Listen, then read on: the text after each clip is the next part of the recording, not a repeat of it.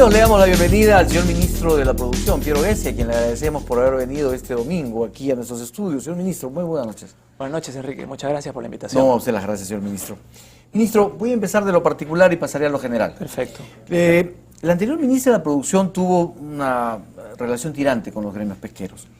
Con el anuncio oficial de que este año habrá fenómeno del Niño, la Sociedad Nacional de Pesquería ha solicitado se elimine el actual régimen de pesca en la zona sur. ¿Su portafolio lo está evaluando? ¿Hay un tema alternativo o no?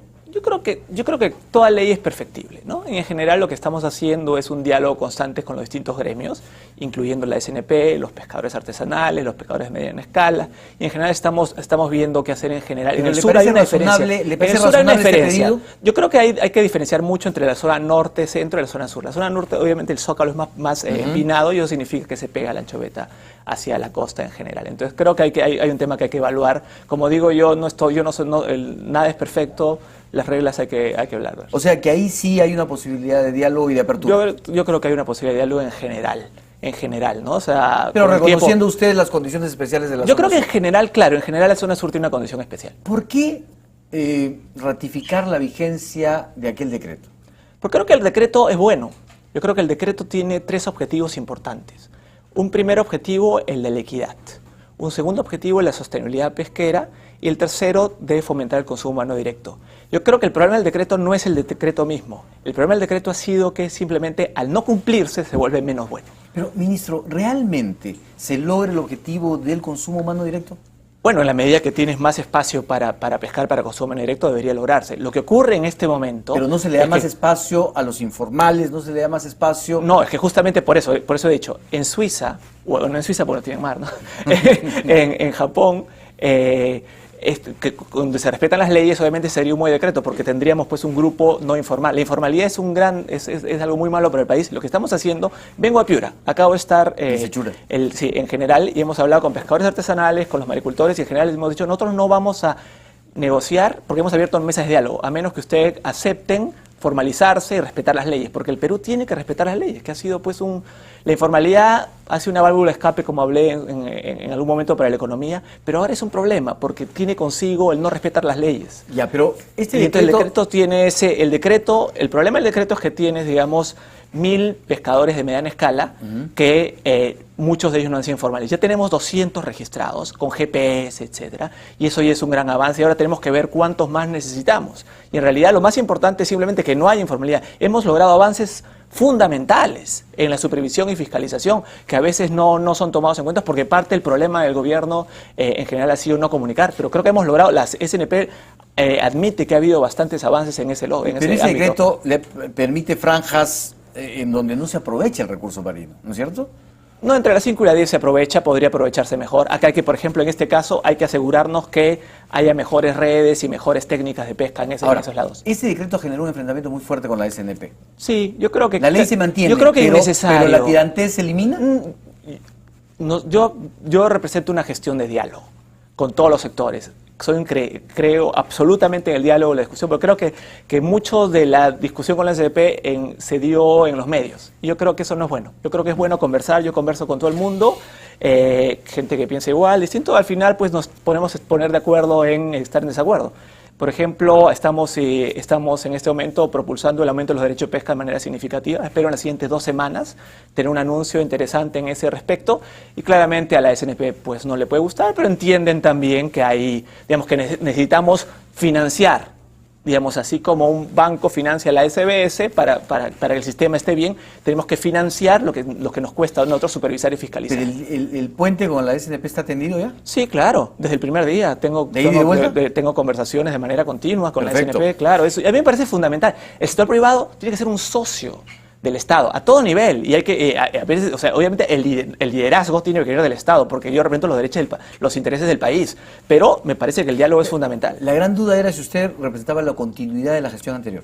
Yo represento, no hay marcha atrás, y en ese sentido creo que hay cierta continuidad en las políticas, pero hay ajustes, hay mejoras, y hay, creo, algo que es como hay más diálogo, creo que a veces se evitan tiranteses o crispaciones innecesarias. Entonces no hay marcha atrás, pero se los digo de manera más bonita y van a tener que aceptarlo Yo creo, más íbamos, tranquilamente. yo de alguna manera hay un elemento correcto en esa interpretación, pero creo que el diálogo en general y hacer ajustes cuando sea necesario también, porque nada es perfecto, Señor no es ministro, imperfectible, ¿no? se anuncia que habrá una baja del 50% en la producción pesquera por el tema del niño. No, eso es incorrecto. ¿No? No. ¿No es verdad entonces cuando se dice que la producción del crecimiento de la pesca bajaría de 1.7 a 0.8? No, yo ¿No es creo que cierto? no, de esos números no son correctos, no sé ¿No? de dónde viene. Lo que tenemos es un niño leve a moderado que posiblemente tenga, normalmente para comenzar, un niño leve significa un aumento de 0.5 grados, En ¿no? la temperatura del En mar. la temperatura del mar, ¿no? Sabemos, ayer el ENFENA sacó un comunicado indicando que a raíz, digamos, de los vientos no se ha producido el calentamiento esperado todavía y que tenemos por una semana o más tal vez en el cual este fenómeno continúe, ¿no?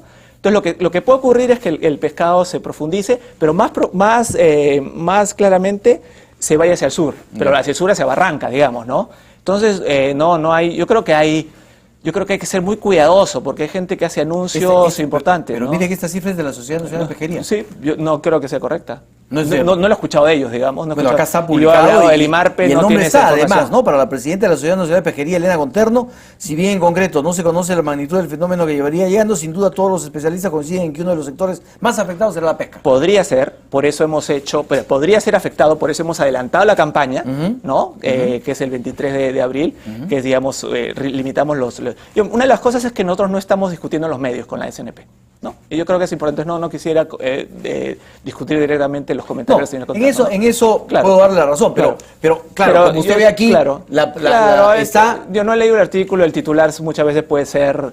Siempre puede Dice ser. lo mismo. A veces gestión Dice ha lo visto, mismo. pero a veces No, ha habido. normalmente cambios. es- No, además- pero a veces ha habido cambios. Además, no es sin fuente. La fuente es la Sociedad Nacional de No, Pesquería. claro, pero no se sabe. Realmente, nosotros, ante la eventualidad de que el niño afecte algo la pesca, hemos adelantado la campaña, lo que significa que tienes más días para pescar antes. Entonces, lo encontraría muy difícil. La SNP indica que tiene más o menos 1.5 millones, capacidad de pescar 1.5 millones de toneladas, 1.500 toneladas digamos, por mes. Y eso te permite, pues, una mucho mayor rapidez, ¿no? Ya. Entonces, tiene un punto más en su agenda para conversar. Sí, claro. Las expectativas y los temores de la Sociedad Sí, Nacional de Pesquería. yo creo que ellos más bien sacaron un comunicado esta semana muy contentos porque ya hemos adelantado la temporada. Señor ministro, los industriales pesqueros han señalado que este año es complicado en términos de inversiones. ¿El gobierno está evaluando algún incentivo para promover el desembolso de capitales?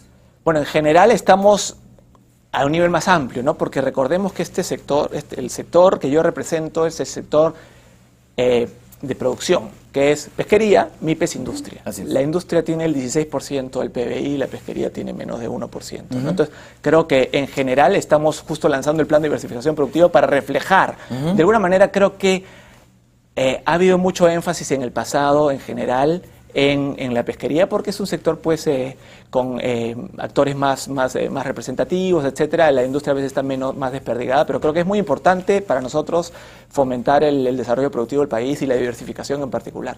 Señor ministro, Semana Santa, y esto sí es una pregunta que le va a interesar a todos los consumidores. ¿Qué es lo que vamos a tener? ¿Un producto Más barato. más barato o con más alto precio? No, esperemos Y que... con escasez en el mercado. Bueno, nosotros vamos a estar con el programa de Comer Pescado, vamos a estar en varias partes vendiendo pescado digamos, a precios más asequibles. Ya, ¿esto es para las zonas, digamos, más pobres del país? Claro, en general, ¿no? También yo estoy viajando, estaremos en las zonas de fuera de Lima, digamos, aquí vendiendo, tratando de hacerlo más accesible. El IMARPE ya tiene los resultados del crucero que inspeccionó la todavía no. zona que hemos ganado luego el fallo de la Haya. Ah, sí, claro, sí. Muy bien, ¿cómo vamos a aprovechar esa zona? Bueno, hay que estudiarlo. Todavía no ha sido digamos, existe pota, como sabemos, atún, pinchiguerra, digamos, hay tres especies. El pinchiguerra en particular tiene un alto nivel y hay que estudiar. No es un pescado que no se ha hecho de manera, digamos, no se ha pescado de manera continua, ¿no? En el pasado. Ahí va a haber pesca artesanal, pesca industrial. Bueno, tiene que ser más industrial, me imagino, ¿no? Porque está un poco más alejada, ¿no? Por lo alejado. Sí, en general, ¿no? En general, sí. Pero hay que ver. Yo creo que ahí no me quisiera adelantar en términos... Hay que ir resolviendo las primeras cosas, ¿no? Señor ministro, pasemos a la otra parte de su sector, Que es la a la claro, industrial. la más importante. A la mayoritaria en términos de Claro. empleo y en términos de producción. De todo, claro. El presidente de la Sociedad Nacional de Industria, Luis Salazar, pues estaba preocupado por el tema de la desaceleración. Lógico. ¿no es cierto? Como muchos, sobre todo de las inversiones en el sector manufacturero. Este año se dice que el sector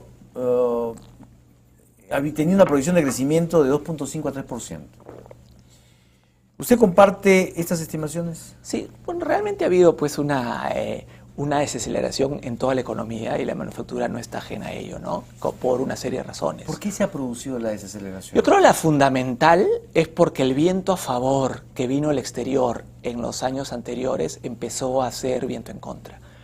Es muy importante. ¿O porque no se aprovechó el viento a favor? Tampoco se aprovechó en su momento, ¿no? En su momento el viento a favor, yo creo que el viento a favor duró hasta el 2011. Hemos tenido una reducción entre el 2003 y el 2011, los precios de commodity pues aumentan de manera sustancial y ahora han caído 25 o 30% desde el 2011. Entonces, todos los estudios indican que un aumento de precios aumenta el PBI, una caída de precios reduce el PBI. Entonces, ahora estamos no solo viento neutro, sino en contra. Y eso afecta. Parte va a ser compensado en Perú en particular por el hecho pues que hay una serie de proyectos mineros que salen este año y que empiezan en los siguientes 2 o 3 años que van a aumentar el PBI. Pero creo que evidentemente vivimos un ambiente mucho más complicado y claramente hay cosas que no se han hecho en los años anteriores y que nos está pasando en la factura, ¿no? ¿Es una desaceleración que le preocupa? Mira, yo en general soy una persona optimista. Yo creo que hay que ver la desaceleración más bien como catalizadora para empezar a hacer cambios. Ha habido por mucho tiempo una especie de complacencia no justificada, en que estamos en un camino inevitable al primer mundo. En realidad, yo creo que el Perú va a ser un país desarrollado, pero únicamente si empezamos a trabajar para ello. Si empezamos a trabajar para ello, nos damos cuenta de eso. La idea de que en piloto automático llegamos ahí. Nos hemos olvidado esos laureles creyendo que éramos definitivamente, la novia de la fiesta. Definitivamente. Escribimos un libro con José Gallardo, en octubre lo presentamos y básicamente eso. El escenario base, si no hacemos cambios, ajustes en las políticas, es que nos estancamos. Y más bien, eso quería preguntarle. ¿Ajustes en las políticas, ajustes en el modelo? Yo creo que es un tema semántico, ¿no? Porque lo importante en economía son los principios económicos.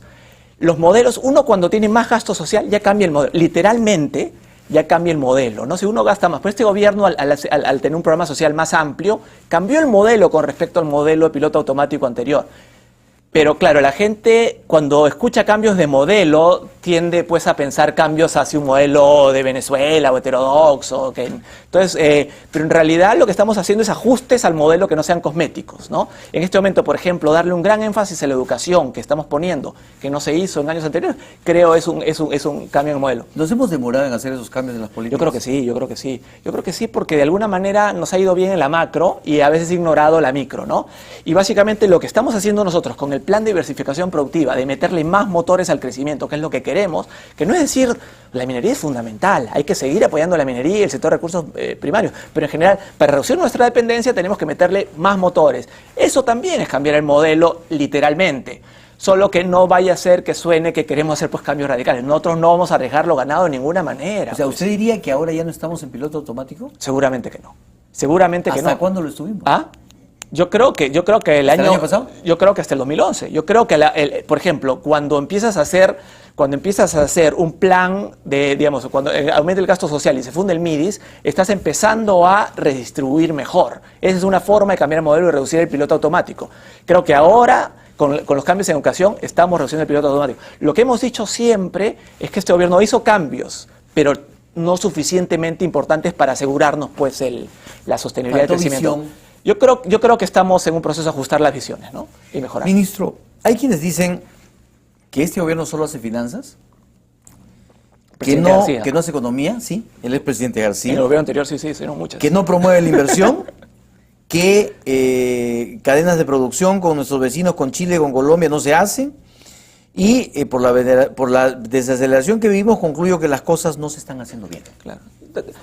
Bueno, repito, ¿no? Yo creo que el presidente García tal vez tiene una visión un poco descontextualizada de lo que pasó en su gobierno, en que tuvo tanto viento a favor, pues con un boom impresionante, que las cosas obviamente eran más fáciles, pero creo que hay cosas que se dejaron hacer, no se hizo mucho en educación, no se hizo mucho en seguridad, se debilitó el Estado de manera fundamental, el Estado es mucho más débil ahora que en el 2011, ya ahora estamos con la ley Servir nosotros y estamos un poco tratando de revertir. ¿Usted cree que el Estado es más fuerte?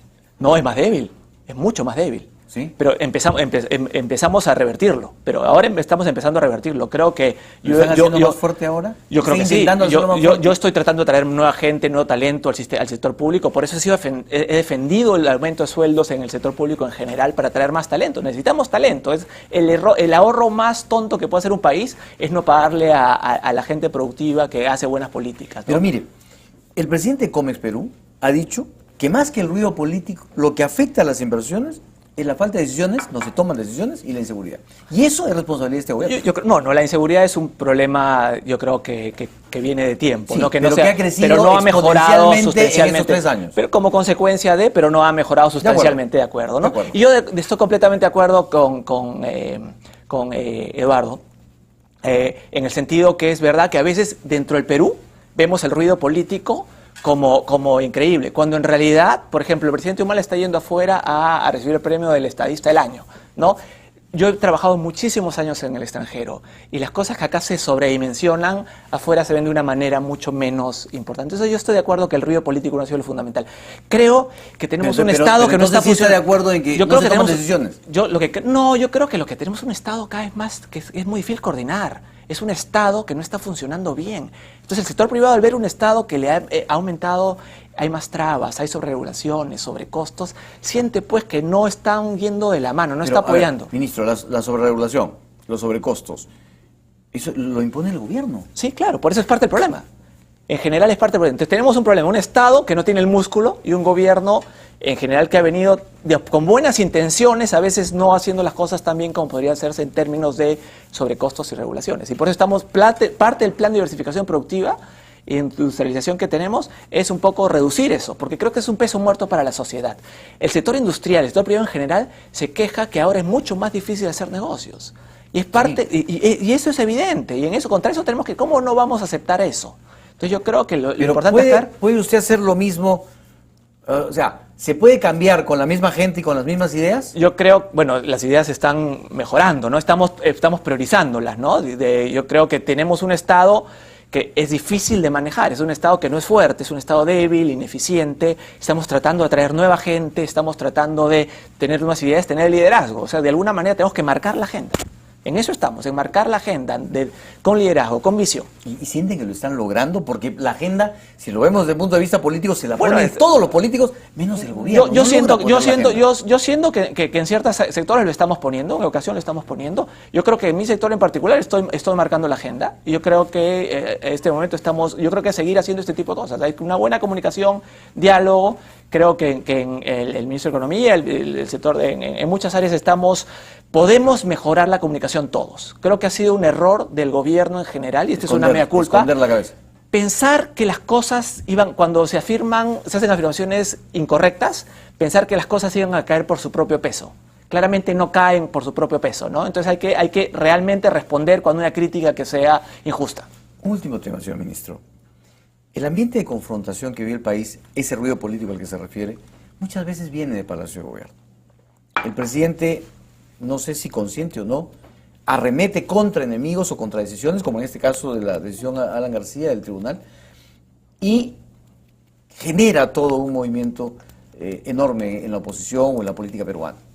¿Cómo hacer para desde el gobierno o para que el gobierno no contribuya a ese enfrentamiento? Pero hemos hablado cómo en el fondo el río político no es tan amplio como se está pintando, ¿no? Yo creo que estos son temas más bien parte de la política normal. ¿Del folclore? Yo diría que es folclore político nacional. Yo diría que no es lo que, como dice el sector privado en general, no es lo que está cambiando. Los problemas del Perú son más serios que eso. Seguridad, a veces nos perdemos en la coyuntura y en el análisis, y cuando en realidad son seguridad, educación, diversificación productiva, más motores. Por ahí tenemos que trabajar, no tanto en tratar de armar, pues, analizar o analizar la discusión y tantas cosas que son, digamos, divertidas para los programas, pero que en el fondo no importan mucho. Señor ministro, en 3 semanas lo invito para ver su plan de industrialización. Perfecto, cuando esté listo ¿Usted nos avisa? Yo le aviso de todas maneras, antes de fin de mes estaremos ahí con mucho énfasis, porque creo que es un tema fundamental y hay temas de informalidad que también quisiera discutir en ese momento. Pues encantado. Muchísimas gracias. Acá la puerta abierta cuando usted quiera. Okay. Muchísimas gracias. Muchísimas gracias. Vamos a una pausa, regresamos para hablar precisamente de seguridad con el asesor presidencial para estos temas, Wilfredo Pedras.